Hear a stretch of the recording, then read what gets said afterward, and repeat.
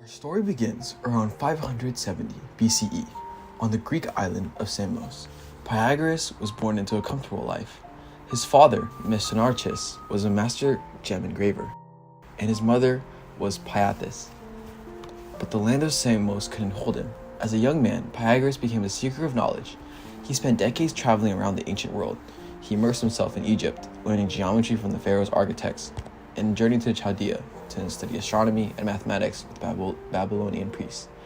He didn't just learn math, he studied secret religious rituals, absorbing the Eastern belief that the universe possessed a hidden divine order. Around 530 BCE, Pythagoras returned home, but found Samos under the tight grip of Polycrates, a brutal tyrant. Refusing to live under a dictatorship, Pythagoras fled west to Croton, a prosperous Greek colony in southern Italy. Instead of opening a standard school, he established a religious and philosophical sect. His followers, known as Pythagoreans, were fiercely loyal. To join, you had to surrender all your personal property to the community and take a strict vow of absolute secrecy. They were radical vegetarians, wore identical white robes, and followed strict rituals. Strangely, they were forbidden from touching or even eating beans, which they believed contained the souls of the dead. For the Pythagoreans, math wasn't a homework assignment. It was a literal religion, the religion of Pythagoreanism. But a secretive, wealthy group operating in the shadows naturally bred intense political jealousy. The local citizens of Croton grew suspicious, leading to a violent, bloody, democratic uprising against the Pythagorean cult. Their meeting halls were burned to the ground. Pythagoras was forced to exile yet again, fleeing to the city of Metaponum. It was there, around 495 BCE, that he died. Historical accounts clash. Some say he was caught and killed during the rebellion. Others claim he escaped to a temple and intentionally starved himself to death. So now we know his life. Let's take a look at what everyone knows him best for. That one formula that everyone thinks of when you hear his name. Pythagoras. I want you to love me. He was a visionary. He wrote reality as we know it. A square plus B square equals C square.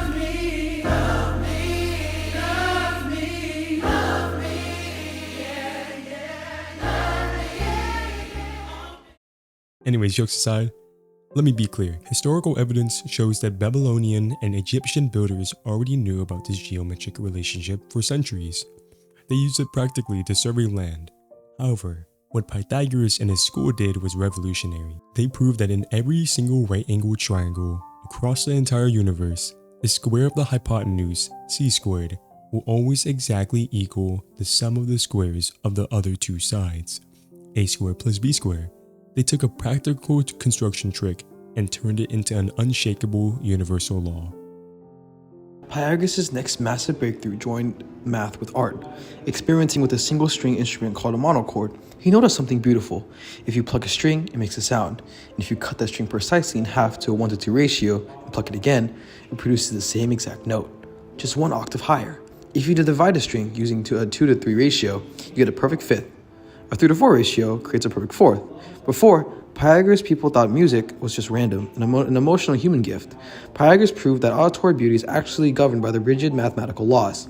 That this discovery directly inspired his concept of the music of the spheres, the idea that planets themselves move in a mathematical harmony, humming to a cosmic song. So why does any of this matter to us today? Why do we still study a man who lived 2,500 years ago? First, look at practical engineering. The Pythagorean theorem is the foundation of trigonometry and coordinate geometry. Every time an architect designs a roof, a structural engineer builds a suspension bridge, or a satellite calculates your phone's GPS location via triangulation, they are directly using Pythagoras' math. But its deepest impact is philosophical. Before Pythagoras, math was purely computational, used strictly for tax tracking or measuring grain. Pythagoras transformed math into an abstract, deductive science based on logical proofs. He introduced the idea that you must prove why something is true using logic rather than just observation. This single intellectual shift laid the groundwork for everything, from Aristotle's logic to Isaac Newton's physics, and ultimately to the digital code that runs our modern computer systems. He proved that the universe speaks the language of mathematics. Thank you for watching. We hope you enjoyed our video and appreciate any feedback you have.